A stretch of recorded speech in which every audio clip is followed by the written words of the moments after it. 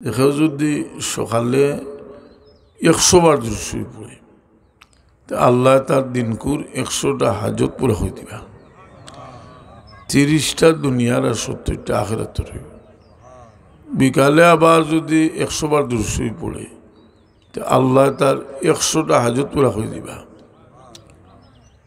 30টা দুনিয়ার আর 70টা আখিরাতে লাগি রইব। এই দুরূদ শরীফ বহু জাত দুরূদ শরীফ আছে, দুরূদ শরীফ বহু জাত দুরূদ শরীফ আছে। এর লাগে দুরূদ শরীফের অজিফার মাঝে দুনিয়ার মাঝে সবচেয়ে মশহুর মকবুল অজিফা হইল দলাইল খেরাত শরীফ। এই দলাইল খেরাত শরীফ রোজ একবারা আস্তা সপ্তাহে গিয়া খতম হয়। আমরার তরিকা তো আছে, দেওবন্দি ওলার তরিকা তো আছে, সারার তরিকা তো হইল দলাইল শরীফ দুরুদর অজিফা। এই দলাইল খেরাত শরীফ পড়ার চেষ্টা করুক, এটা ইজাজত লইয়া পড়লে। এই দলাইল খেরাতের মাঝে বহুত জাত দুরুদ আছে। রসুলে বাগলাম দিয়ে বর্ণিত দুরুদ, সাহাবী থেকে বর্ণিত দুরুদ, ইমাম হল থেকে বর্ণিত দুরুদ, জাইন দলাইল শরীফ লেখছেন তান বানাইল দুরুদও আছে। এই দুরুদ একবার আরম্ভ করলা বেশি ফরেজগারি করতা করি, বেশি ক্লিন নিজরে দেখাইতা করি যে আল্লাহুম্মা সাল্লি আলা বারিক আলা ছাড়া দুধ নাই, ও আমি তুলিয়া দিছিলাম যে দলাইল শরীফ যেখানে কেন বানাইল দুরুদ প্রচুর আছে। কিন্তু ওলামায়ে দেওবন্দে রশিদ আহমদ গঙ্গোহী সাহেবের ইমামের বাণী হইন তান জীবনীত আছে যে তাইন দলাইল শরীফের ইজাজত তান মুরিদ বলিতা হোক। সুবহানাল্লাহ। যাই হোক, আমি এদিকে যাইলাম না। এই দলাইল শরীফ হরতাল তো দুরূদ শরীফ শুক্রবারে বেশি করে পড়ি। এখন একটা প্রশ্ন হইল যে হাদিস শরীফ আছে যে শুক্রবারে একটা সময় আছে দোয়া কবুল হয়। এই সময়টা কোন সময়?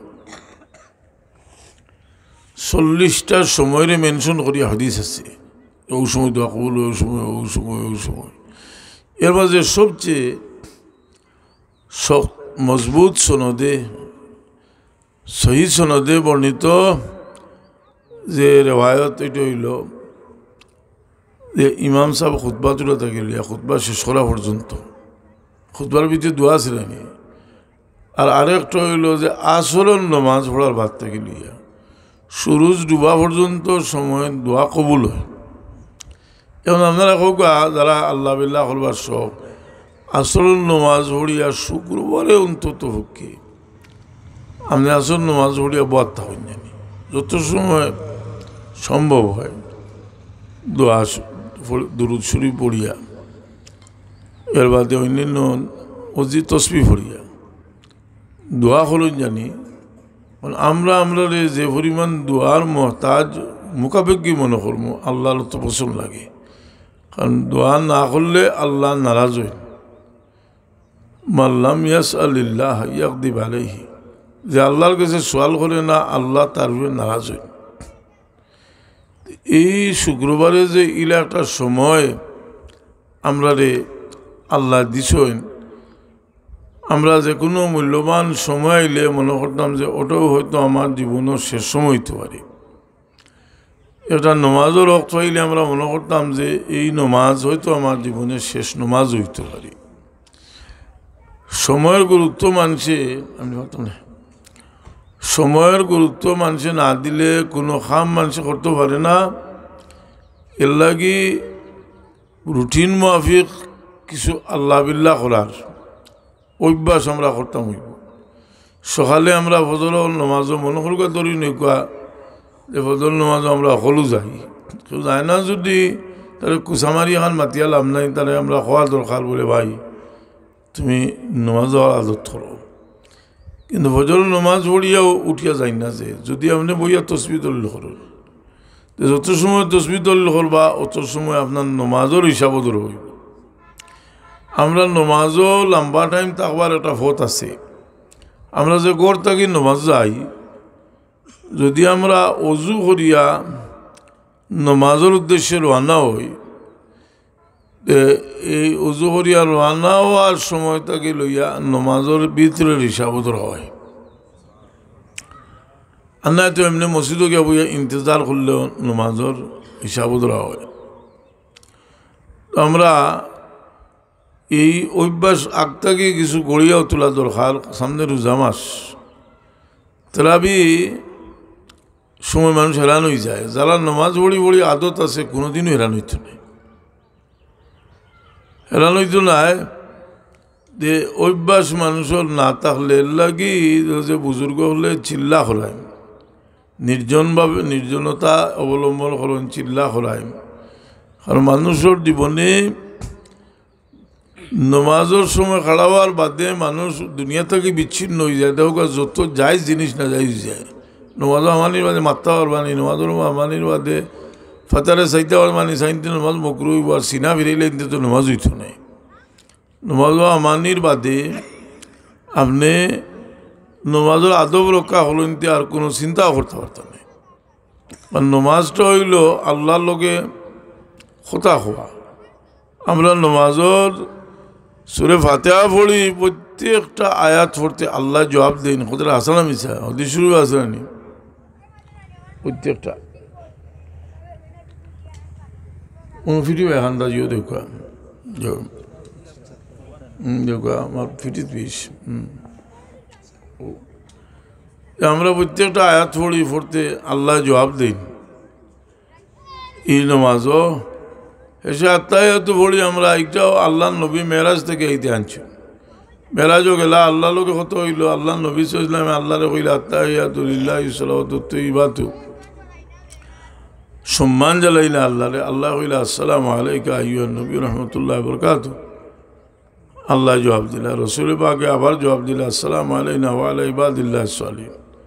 ফেরেশতা হলে কইলা আশহাদু আল্লা ইলাহা ইল্লাল্লাহ ওয়া আশহাদু আন্না মুহাম্মাদান আবদুহু ওয়া রাসূলুহু। এক আত্মায়াতুর ভিতরে আল্লাহর কথাও আছে, নবী পাক সাল্লাল্লাহু আলাইহি কথাও আছে, ফেরেশতা হলোর তসবিহ আছে। তো আমরা এই মূল্যবান সময় যেটা লাগি মানসিকভাবে তৈয়ার হওয়া দরকার। মানুষের মন ঠিক নইলে, যত মানুষের মন ঠিক হইলে, মন যদি আল্লাহর মুখা ফিরে, আল্লাহর কাম করতে তার শক্তি যোগায় মনের। যে মায়ায় মানুষে কিতা করতে পারে, দেখুন যে নিজের বাচ্চা খাইচালে কিছু করতে হইলে এটা মনে হয় না যে এই পয়সাগুলো করছিলাম। এক সময় মানুষের মন বদলিয়া ওলা হয় যে বাচ্চা খাইচালে সিটে যে তৃপ্তি পায়, আল্লাহর ওয়াস্তে দিয়েও মানুষের তৃপ্তি পায়। আপনি কইবা বলে আমি আল্লাহর ওয়াস্তে দিতাম, তো আমার কাছে নাই। না থাকলেও রসুলে পাক নামে ব্যবস্থা রাখছেন। সাহাবী হল যারা গরিব, রসুলে বাসলাম আমার কাছে গিয়া কইছেন ইয়া রাসূলুল্লাহ আমরা তো গরিব, আমরা যারা অবস্থাওয়ালা তারা তো দান খয়রাত করে। বলে তোমার জন্য তসবিহ সদকা, আলহামদুলিল্লাহ শরীফ ও সদকা, লা ইলাহা ইল্লাল্লাহ সদকা, আল্লাহু আকবার ও সদকা, খেরুরে বালা খামর নির্দেশ দেওয়া সদকা, বাদখান থেকে ফিরানি ও সদকা। তোমার জন্য প্রত্যেকটা সদকা। একজনের সালাম হলো তো এটা সদকা, একজনের আসি মুখে মাথা যদি ওটাও সদকা। তো মানুষের জীবনে সদকার বহুত ফত আল্লাহ করছেন। তো কত হইল তৌফিক থাকলে সে দেনা যদি তার দিল শক্ত হয়ে যায়, দিল মরি যায়। এর লাগে যারা তৌফিক আছে খারে দিতা। তো পয়লা নম্বরে তো হইল আপনার নিজের বাজু খুলাইতা, ই বাজু খুলাইতা। কারণ আল্লাহ নবী সাল্লাল্লাহু ফরমাইছেন ফাবদা বিমান তাউল। এর বাদে আপনার যারা বলুন বুঝুন আপনার ওয়াজিব, এর বাদে যদি আরও বাড়তি থাকে যে আপনি আল্লাহর ওয়াস্তে দিতা। আল্লাহর ওয়াস্তে দিলে এক সাহাবী আইয়া হইন ফাঁকা থাকলে আমি এক সাহাবী আইয়া হইন ইয়া রাসূলুল্লাহ আমার দিল শক্ত হয়ে গেছে। রসুলে বাগলাম ফরমাইন যে তুমি সদকা করো। তো দুরূদ শরীফের কথা কইছিলাম যে দুরূদ শরীফ বাধ্য হইয়া কোনো সময় পড়া লাগে। আপনারা মহফিলও আইসেন, এক আলিমে ওয়াজ করডা যদি আল্লাহ নবী ইসলামের নাম মোবারক কইন, আপনি উনলে দুরূদ শরীফ পড়তা। একদিন রসুলে বাগলাম মিম্বরত তশরিফ তুল্লা আর কইলা আমিন, আর তাকে উঠলা কইলা আমিন, আর তাকে উঠিয়া কইলা আমিন।